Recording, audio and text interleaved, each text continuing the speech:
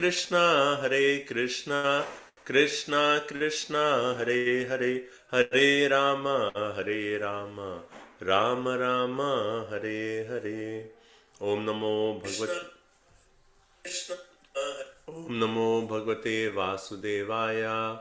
Om Namo Bhagavate Vasudevaya.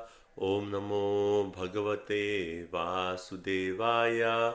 Narayana Namaskrityam Naranchaiva Narottamam Devim Saraswatim Vyasam Tato Jayamudire Srinvatam Swakatha Krishna Punya Shravana Kirtanam Hridyantastu Abhadrani Vidunoti Surit Satam. Hare Krishna, everyone. Thank you all so much for joining. So, today we'll be discussing from Srimad Bhagavatam, canto number 3, chapter number 13, and today's verse for this discussion is text number 4. So 3, 13, 4, and I'll share my screen.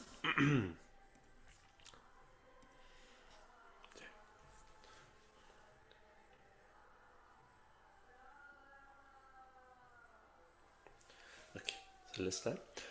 Shrutasya pumsa suchirashramasya nanva anjasa surabhir iditoratah tattad gunanushravanam mukunda padarvindam hridayeshu yesham. Shrutasya pumsam ruchirashramasya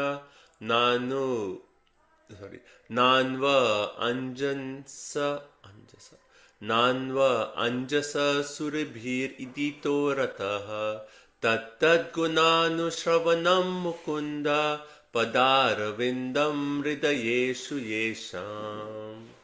Okay, who would like to chant? Yes, Madhav.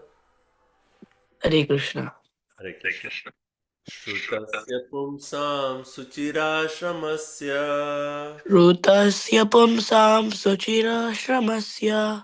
Nanva anjasa surabhir idito ratah Nanvanjasa suribir idito ratha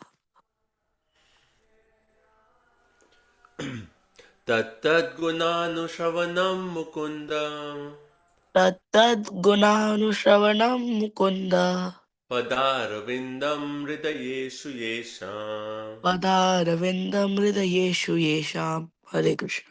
Okay, thank you, Madhav. Avanti Mataji. Hare Krishna Prabhu.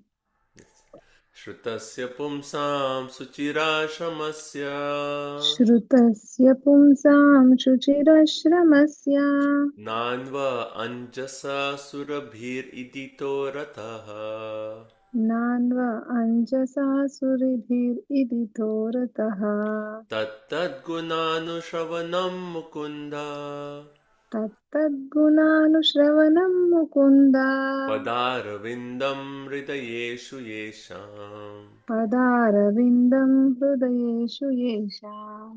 Thank you. Hare Krishna. Krishna? Hare Krishna Prabhu.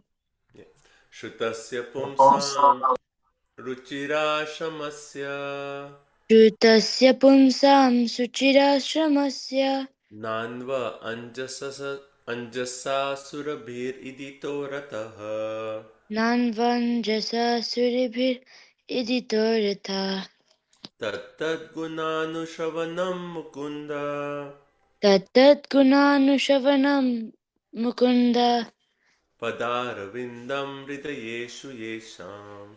Padaravindam hridayeshu yesham. Hare Krishna. Thank you. I think, yes. Okay, so let's discuss. So last week we did not have class because of Gaur Purnima celebrations and preparations, but today we'll continue. So last verse that we discussed was basically we're discussing the creation from Brahma, which is the aspect of Visarga, right? Sarga and Visarga, secondary creation, and we discussed that how Brahma, after he got darshan of Garbhodaksha Vishnu, he offered prayers. How the Lord actually, replied back to Brahma, and then we talked about, like in one of the chapters, we talked about time, right? We talked about calculation of time from the atom. So all that information was given, And then we also talked of different kinds of creations, right? So now in this, sorry. Okay, so continuing with that, so Brahma, he actually first thing that he actually created is five kinds of ignorance, and that was our verse for discussion last time. And why does Brahma actually start off by creating ignorance, five different kinds of ignorance? Because the living entities in this material world are, have chosen to come into a place of darkness, right? And we have discussed this point earlier, that how the living entity, because when they are with Krishna, then it's just like a firefly in the sun. And the firefly in the sun has, like, no one gives any value to it. But as soon as the firefly thinks like, no, I am great. It does not realize it's just reflecting the light from the sun. But the firefly thinks that I am great. And when that false ego actually comes, then the firefly chooses to come to a place of darkness, which is the material world. So Brahma, to facilitate the living entity effort, the living entity's effort to enjoy separation from Krishna, to facilitate that, Brahma actually created five kinds of features of ignorance. And we discussed this, like first ignorance is tamaha, then moham, mahamoham, tamishram, and under tamishram. So basically, tamaha means the ignorance about our real self, right? Who we are, that knowledge of who we are, that knowledge is covered, right? So we take, and then after that, moham. And as soon as we are covered with a particular kind of body, then we actually identify with the body. So that is moha. Then maha moha is everything connected to the body. We say, oh, this is mine, this is mine, this is mine. So that is maha moha. Tamishram is we are trying to enjoy all these. Like, okay, this is my house, I want to enjoy. But then there is anger when things don't work according to our plan, right? And that is tamishram. And then under tamishram. And in that life of frustration and trying to enjoy, the final kind of ignorance is that sense of death, right? So basically the final death that comes, So five kinds of ignorance. Now after this, then he says, okay, now I have created an atmosphere where the living entity can come and try to enjoy. Now let me start creating different living entities. So Brahma's task is to actually create progeny, right? He has already created 14 planetary systems. Now he has to fill these 14 planetary systems. So he has to create progeny, right? So the first thing that Brahma actually, after creating this ignorance, then what Brahma does, he creates 4 Kumaras, right? So we know these 4 Kumaras: Sanaka, Sananda, Sanatana, and Sanat Kumar. Right? We read them in different pastimes, and we'll also very soon read the pastime about the 4 Kumaras and Jai and Vijay, right? How they were cursed and they come as Hiranyaksha, Hiranyakashipu, etc., etc. So we'll come to that. But these 4 Kumaras are actually the 4 aspects of knowledge, right? So Brahma created those 5 kinds of ignorance, and after entire creation, Brahma was actually thinking that I've created all these kinds of ignorance, but living entities want that, so hence I have created that. But I want them to have the wisdom how to get out of this ignorance. And when he was meditating on the aspect of knowledge, right, he was displeased with that creation of ignorance, and when he was actually meditating that now I should meditate on Lord and create pure wisdom, right? And when he was meditating on that wisdom, then he actually created these 4 Kumaras, right? And when these 4 Kumaras are actually created, they are representing 4 aspects of wisdom, of knowledge, right? So that's Sankhya, Yoga, Vairagya, and Tapas, right? So these 4. So Sankhya, we talk about in Bhagavad Gita. Krishna talks of Sankhya Yoga, differentiating the body and the self, right? Then he talks of Yoga, Vairagya, and austerity, Tapa, right? So these are the 4 personalities who are born out of knowledge, representing these 4 kinds of knowledge, right? And then Brahma, created these 4 Kumaras, and he said, okay, now you go and procreate, right? My purpose is to create progeny, so you 4 Kumaras go and procreate. And then these 4 Kumaras says, no, we have the knowledge. We don't want to get entangled in this material world. We just want to remain brahmacharis entire life. And one way they disobeyed the order of Brahma, and they said, no, our we are devoted to Vasudeva, and our only aim is liberation. So we don't want to get entangled in this in creating progeny. And then when Brahma heard that his own creation is actually not following, he just created them and they're not following his plan, then he got angry. Right? He got angry. Now, it's often that we refer to this episode that even in our practical service, many times we have a seva and we say okay, we all will do this, and then we get together, and then the first point we want to do this, and then there'll be some kind of opposition. All right, and this is this is the nature of this world. Brahma himself, when he created, the first thing that he experienced is disobedience to his creation, to his will, right? So Kumara said, no, we're not going to procreate, and Brahma got angry, and then from his anger, right? So Brahma wanted to control his anger by his intelligence, but because the anger was there, it actually manifested externally in the form of a child with blue and red complexion, right? It says Nila Lohita, with blue and red complexion. And what does blue and red actually indicate? It indicates the mode of tamas and rajas, right? So this personality who came out was none other than Rudra, right? So actually this personality came out, and because he was born in that mode of tamas and rajas, he came out and he immediately started crying, right? And when he started crying, he said, destiny maker, oh teacher of the universe, oh Jagat Guru, please designate my name and place, right? So, and when he was just crying like that, then Brahma said, okay, because you came out in the way of crying, in that way, hence your name is Rudra. Rudra means the one who cries, right? Rudra. So, hence your name is Rudra. So that way, Rudra was born, right? So, first the four Kumaras, and then Rudra. Rudra is none other than manifestation of Lord Shiva himself, right? Now, Rudra, he is described that how when, so Rudra was created, and then because he asked Brahma, give me places to stay, then Brahma actually selected 11 places for Rudra to stay, right? And these places have been given as the heart, the senses, the prana, the sky, the air, right? So all these different places where Rudra can actually reside. Right? And then he says you have 11 names, he gives 11 names, and you will have 11 wives, right? So Rudra, and then 11 personalities, and then 11 wives, like Rudrani, right? So, and then when 11 wives were called Rudranis were born, then immediately they started creating progeny, right? And that was the whole purpose. But what happened is, when they started creating progeny, because they were in the mode of rajas and tamas, actually primarily in tamas, they actually started destroying everything, right?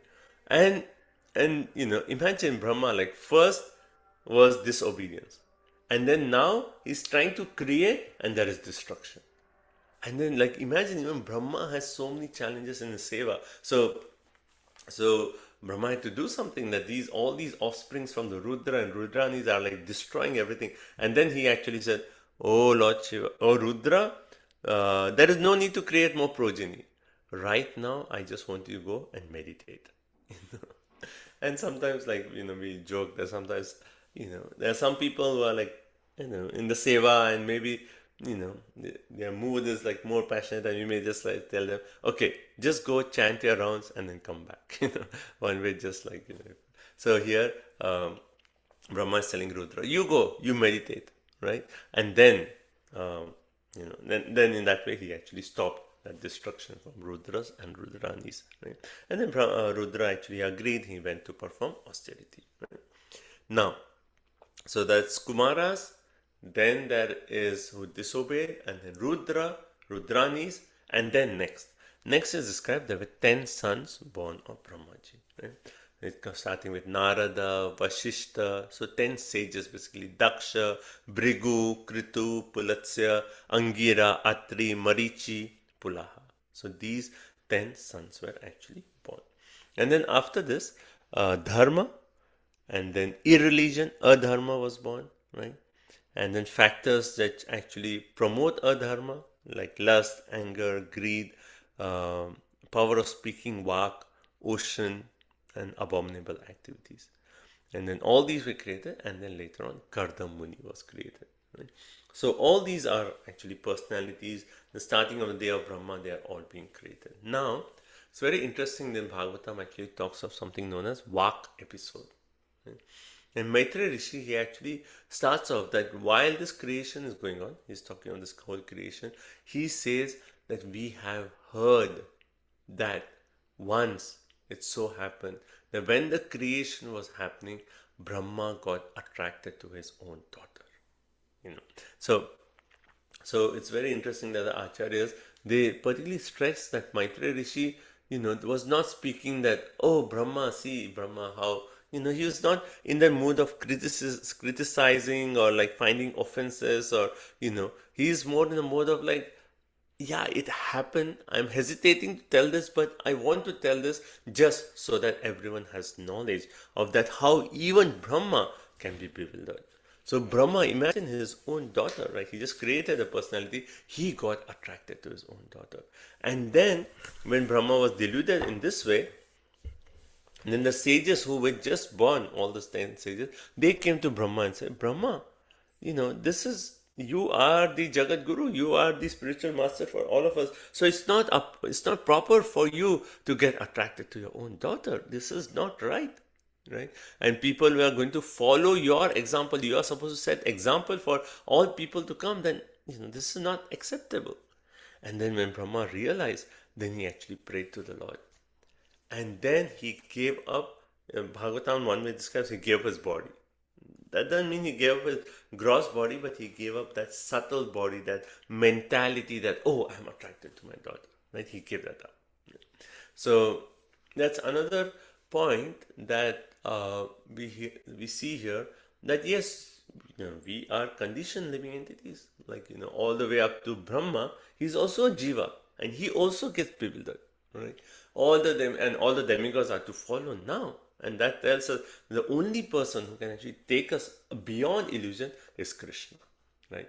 Krishna is a controller of Maya, and he is never controlled by Maya. But even Brahma, and we'll see later, how Lord Shiva is actually attracted by Mohini Murti. So only Krishna is the one who is actually said to be the controller of the three modes of material nature, who is beyond the influence of Maya. And hence, if we want to get beyond the influence of Maya and beyond the three modes of material nature, we take shelter of Krishna. Right? And so, and also another point that, how Brahma realizes his mistake. And immediately what do? He came and he prayed to the Lord. Oh Lord, I made a mistake.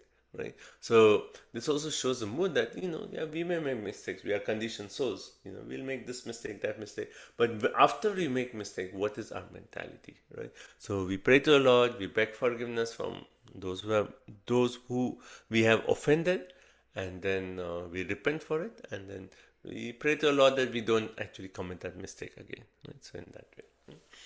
So I'm already like close to them, but you want to come to today's verse, and then also further is described. So after this episode, and this does not happen every day of Brahma.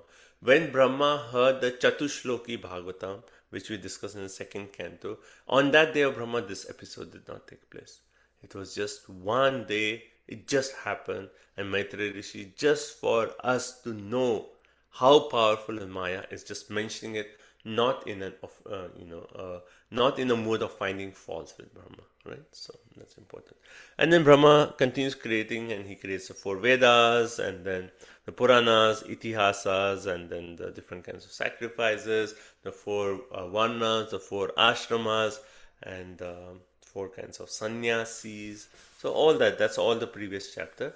And after creating all this, he was still not satisfied. He said, I've created all these, I've created the sages, Rudras and Rudranis. They were creating progeny, but not the kind that was actually conducive for this material, conducive for further creation.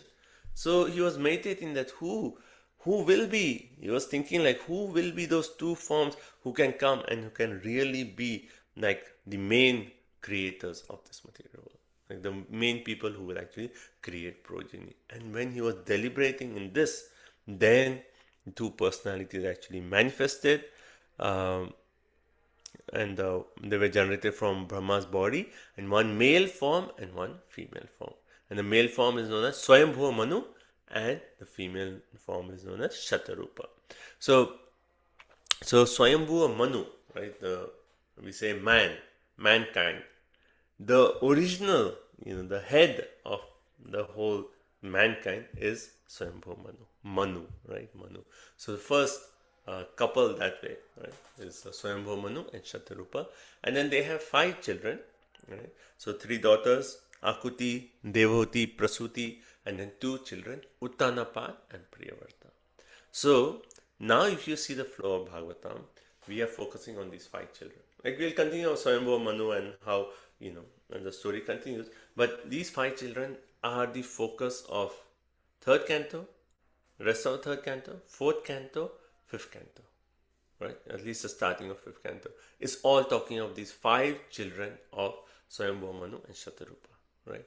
So we'll be starting off with Devahuti, then we'll go to Akuti, Prasuti, and then we'll talk of Uttanapad. And Uttanapad, there will be the episode of Dhruva Maharaj, right? Dhruva is the son of Uttanapad. And then we'll continue from Dhruva, then Prithu, that lineage. And then we'll come to a point where there's Daksha, and Daksha will say, okay, I'm not creating further. And then they say, okay, let's approach Priyavrat, he can create. So just these 5 children is our Bhagavatam, 3rd canto, 4th, and then at least the first half of the 5th canto. Okay. So these 2 are born, and then now Brahma is pleased that now these 2 are there. Now progeny will actually, now the population will grow. Right? Now, so coming to today's verse, I'm sorry, only 4 minutes, but very quickly, so after these 2 personalities are created, then Vidura, hearing all this, he actually wants to know more about Swayambhuva Manu and Shatarupa. Right? So he basically asks, what did Swayambhuva Manu do after getting married to Shatarupa? How did they create progeny? What happened? And he actually says in the 3rd verse, we are discussing 4th verse today, right? So in text number 3, says Vidura says, Charitam Tasya Rajarshe, O best of the virtuous, the original king of all kings, Manu, Swayambhuva Manu, he was a great devotee of the personality of Godhead Hari. And thus, it is worth hearing of his sublime character and activities. Please describe them. I am very eager to hear. Right? So we see this, that whenever the conversation is going on, Vidura again in between say, oh no, I'm very eager, please tell me about this, please tell me. And that shows his eagerness to hear Harikatha, which is one of the qualifications to actually relish Bhagavatam. Right? Our eagerness to hear. Right? And then also he makes another very important point, which he says that Swayambhuva Manu is a great devotee of Krishna. So certainly hearing about him is very, very glorious, because devotees of Krishna, you hear about Krishna, or devotees of Krishna, you get better with. Right? So hence I want to hear more about Swayambhuva Manu and Shatarupa. Right? So, and that will continue Bhagavatam. But before Maitreya Rishi starts answering, Vidura speaks one more verse, which is our verse for today. Right? So it says, Shrutasya pumsam suchira shramasya. Shrutasya means of persons who are in the process of hearing. Pumsam, persons, Suchira and Shramasya. So for a very long time, and Shramasya is laboring very hard.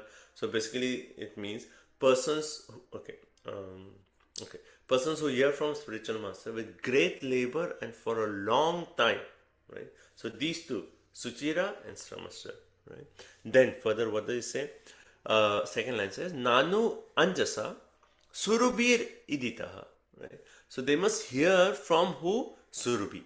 Surubhi is here pure devotees, right? So those who are hearing for a long time and with great labor must hear from the mouths of pure devotees, iditaha, as they are explaining, right? And what should one hear? 3rd line, Tat gunanu shravanam mukunda, right? They should hear about the guna, the qualities, right? And so gunas translates quality, anushravan, right? Character. So Prabhupada translates characters as guna as character and activities of here Anushravan Mukunda. So here he's not talking so much of hearing about the qualities of Krishna himself. He's saying hearing of the qualities of Anushravan Mukunda, of those personalities who are always hearing or thinking about Mukunda. So basically devotees, right? So we should hear. So here, this basically Vidura is making the point that we should hear the character and activities of the pure devotees, because these pure devotees, what are they thinking? Anushravanam, they are hearing or thinking Pada Arvindam. Pada Arvindam means they are always thinking or meditating on the lotus feet, right? Like Pada Arvind, Arvind lotus, Pada feet, Hridayeshu Yesha. In the core of their hearts, they are always meditating on the lotus feet of the Lord. So when they are directly in contact with the Lord, because they are always meditating on the Lord, and hence, if we hear about these pure devotees, then we'll attain success, right? So here, basically, in this verse, more than hearing about Krishna, Vidura is saying that we should hear about pure devotees. And why is this point so important? Because, like Prabhupada makes a point in purpose, he says not only one must hear activities of Krishna, but one must also hear about the transcendental qualities of devotees. Now, like hearing about Prabhupada, we are reading Prabhupada Lilamrit, right? We do it Wednesday and Thursday. Reading about a pure devotee, right? And here Vidura is saying that we should actually hear about this, because they are constantly thinking of the lotus feet. Now, if you go to the point, why is this so important? Because finally, like, we want bhakti. And where do we get bhakti from? Only from a bhakta. Nowhere else can we get it. Krishna does not directly give bhakti, but those pure devotees, because they are so merciful, they will give bhakti, right? And hence, when we are hearing, we are meditating on the qualities of pure devotees of Krishna, then by that meditation, by hearing about them, then we can actually hear about their mood of devotion with Krishna, and that bhakti rubs up on our consciousness, and we can actually get devotional service. We can get close to Krishna, right? And then here Prabhupada in the purport, he quotes one verse that devotees of the Lord are one way more worshipable than Lord himself. Worship of devotees is more potent than worship of Krishna. Why? Because devotees are, they're so merciful that they actually go out of the way, and even though we are not interested, they'll go out of the way and say, no, take bhakti. This is the only way you can get free from all problems and taste the eternal bliss of Krishna. Take bhakti, right? So hence here the glorification is we want to hear about devotees, and through that we'll get devotional service. So Vidura is making the point that I want to hear about Swayambhavanam. It is so glorious, it is even more glorious than hearing of Krishna. So please tell me about Swayambhavanam. Okay. Right, so I'll stop here. Let's see if anyone has any questions.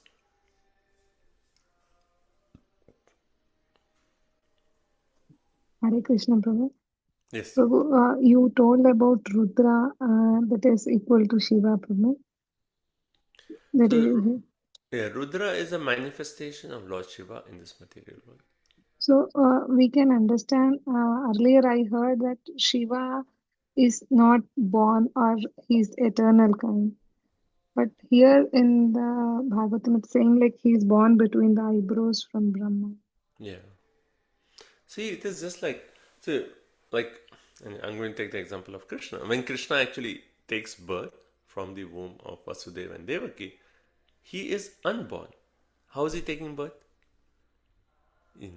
So basically, it is like how, let's say, like now we are going to read next, this chapter is appearance of Lord Varahadev. Varahadev is appearing in this world, right?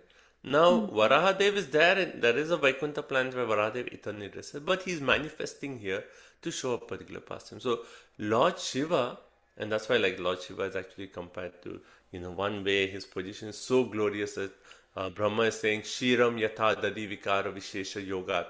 That, one way they are like same, just like milk and yogurt, right? So, one aspect of Lord Shiva is manifesting as Rudra, And when they manifest in this world, they take birth from somewhere, right? Narasimhadev appears from a pillar, right? They appear through somewhere, but that does not mean that Lord Shiva is appearing at that time and he's not there before. He's eternally there, but he's manifesting in every universe as Rudra to do the task of annihilation, right? Just like Vishnu, he's eternally there, but he appears in this material world as Garbhodakshay Vishnu, Shirodakshay Vishnu to actually do some task of maintenance. Right? Yes, So similarly, Yeah, is it okay? Thank you, Prabhu. Yes, Prabhu. I got it. Thank you, Prabhu. Thank you. Who is this on Zoom? Sorry, Hare Krishna Prabhuji, I'm Sakhi Sundari. Yes, Hare Krishna. Prabhuji, I have one question. Just now you explained about Rajas and Tamas Guna is the blue and red color. So how to relate blue and red color with Tamas and Rajas Guna? I mean, one way we can just say, like, red means like passion, like if you just consider the red color, it is like kind of passion. So that's why it is actually connected with red. It's like, is this, I don't want to give this example, but like, even when there's a marriage, like, I was just going to say a bride always dresses in red, right? Right. Why is that? Because it is actually now is a time that, okay, there needs to be like, okay, we're getting married, and then the next thing is children. It is in that mode. So red itself is actually kind of indicative of that mode of passion. Now if Krishna is dressed in red, is that passion? No, that is transcendental. That's so it is just an indicative of that particular mode. Okay. And Prabhuji, what is okay? Blue is Krishna. Okay. No, blue. I mean, here we are saying blue as we are relating blue to tamas, right? Yes. Yeah, we are relating blue to tamas. So, I mean, Krishna's color is like, it is not of this material world. Hmm. Krishna's color is like the closest we can say is like a rain-bearing cloud, Hmm. right? So, but Krishna's color is nothing of this material world. It's because we cannot understand that transcendental color. We relate it to something. Oh, the closest in this material world is hence, and that is the closest. But Krishna's color is beyond all this, right? Hmm. So, yeah. Thank you, Prabhuji. Okay. Okay. So I think we'll stop here. Thank you all so much for joining. We'll continue tomorrow. Another shloka from Bhagavatam. So thank you. Grantaraj Srimad Bhagavatam ki jai, Srila Prabhupada ki jai. Panchakalpatarubhyasya kripa sindhubheva cha patitanam pavanebhyo vaishnavebhyo namo namaha. Thank you all so much. Hare Krishna. Prabhu, we have these classes only on Monday and Tuesday, Prabhu. Yeah, Monday and Tuesday, 2 days. Okay. Thank you, Prabhu. Yeah, Wednesday, Thursday, I have other programs I go to. Okay, Prabhu. Thank you. Thank Hare you. Krishna. Hare Krishna. Hare Krishna. Thank you so much, Prabhuji. Thank you. Thank you so much. Hare Krishna, Hare Prabhuji. Krishna, Thank you so Prabhu. much. Thank you, Prabhuji. Hare Krishna. Thank you, Thank Prabhuji. you. Hare Krishna. Hare Krishna, Prabhuji. Hare Krishna. Thank you, Prabhuji. Hare Krishna. Thank you, everyone. Thank you, Prabhuji. Hare Krishna. Thank you. Hare Krishna. Thank you, Prabhu.